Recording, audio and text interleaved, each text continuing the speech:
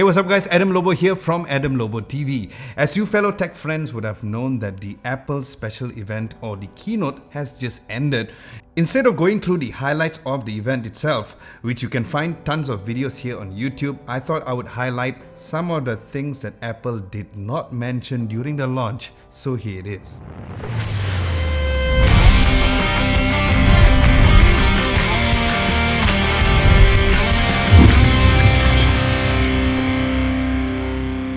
Now, before we go into the negatives, let's first start about the positives, shall we?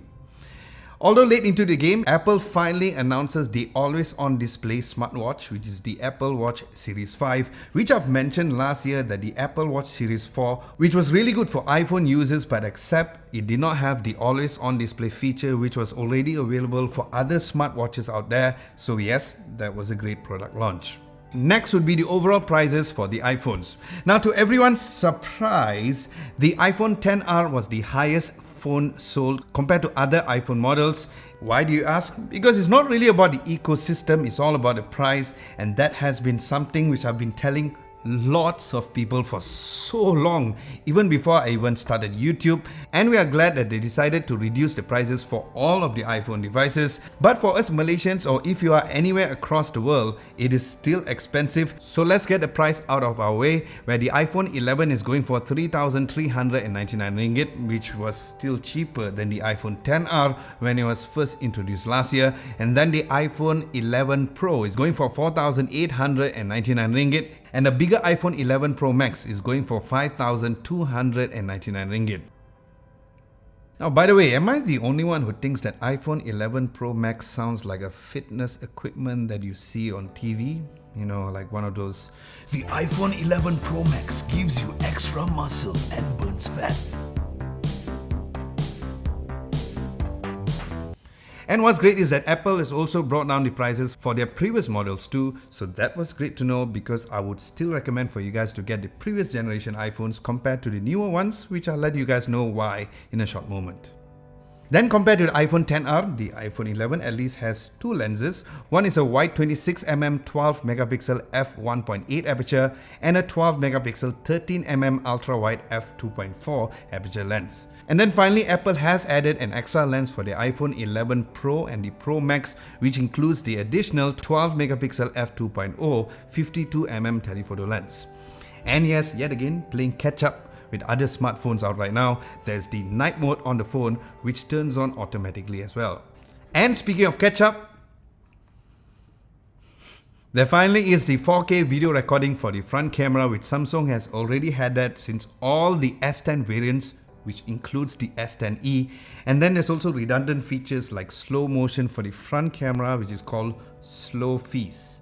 First of all, slow motion recording is no longer a thing for smartphones anymore. It was something which was kind of cool. You use it once or twice and that's it. And that's one of the reasons why a lot of phone manufacturers did not bother highlighting those features anymore. Now let's dive into what Apple did not tell you. First of all their design is still the same, with only a minor change to the back, which I think looks weird. It kind of reminds me of a gas stove. Oh, maybe because it's Tim Cook. Get it? And the notch is also the same since the iPhone X, which was released 2 years ago. While there are so many phone manufacturers who are innovating to get rid of the notch, but Apple decides to retain its exact same notch from the previous iPhone X. Yes, it's because of all the Face ID and all the bunch of sensors over there, but again guys, it's 2019 and it's been 2 years using the same design. So yes, Apple wasn't kidding when they said they were using materials which was 100% recyclable, because they just recycled the previous iPhone's design, added just a little change at the back, and that's it.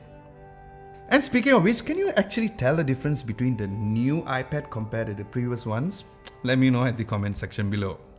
Now here's something that Apple did not also mention about the phone screen. The iPhone 11 comes with a liquid retina display, which in layman terms means LCD screen. And Apple also did not tell you that the screen resolution is 828 by 1792 pixels and the PPI density is 326, which is lower than the likes of Honor 20 and the Xiaomi Mi 9T, which is merely touching the 2000 ringgit mark.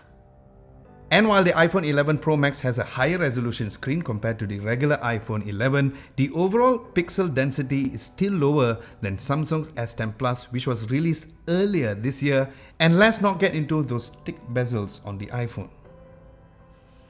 Now when it comes to sound quality, while there is the Dolby Atmos sound on the phones, which even the Samsung Galaxy S10e had, the iPhones does not support aptX high quality audio Bluetooth streaming, where you have a lower quality Bluetooth audio sound for only A2DP. So yes, if you get those high quality Bluetooth headphones, you cannot take advantage of the great quality of aptX HD or even aptX. And lastly, one thing that they have been hiding for the past 2 years and never even mention it in their website is the size of the latest iPhone batteries. Now they only mention about how many hours that you can get compared to the previous generation iPhones, but we all know that that depends on your usage. In actual fact, the iPhone 11 has only 3110 milliamps of battery and the iPhone 11 Pro has 3190 milliamps of battery, which is a mere 80 milliamp increase. And then the Pro Max has 3500 milliamps of battery with only 18 watts of fast charging. And once again guys, it's 2019. Please do not get fooled with the whole chipset to battery performance ratio claims, because it all comes down to the amount of size of the battery. And lastly, there are certain bunch of other features which is still not present in the iPhones, like there's no reverse wireless charging, no higher refresh rate display as they claim how Pro the display is. There's still no USB Type-C, no in-display fingerprint sensor. So yeah, so much for the Pro. Well, some would say because it's the new Apple chipset and of course the Apple ecosystem. Well, I agree, but if you're already into it, then go with last year's model instead, or even go far back to the iPhone 7 or even the iPhone 8, where Apple has decided to reduce on the price, so that's great. So yes, that shiny little iPhone is not necessarily the best that money can buy, so save your money, buy me a coffee instead and get with the last year's model or the previous models instead.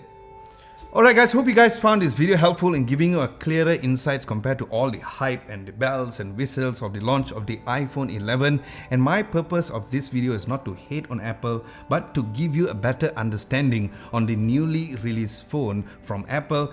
And with this, do let me know what you guys think with the brand new iPhone 11. Would you guys get it? Do let me know at the comment section below. Now for some strange reason you did not like the truth that I revealed in this video, be sure to hit the dislike button twice. Like, hit it once and hit it once again. But if you like this video, be sure to give this video a nice big thumbs up, like, share this video and subscribe to Adam Lobo TV if you haven't done so. Don't forget to hit the bell icon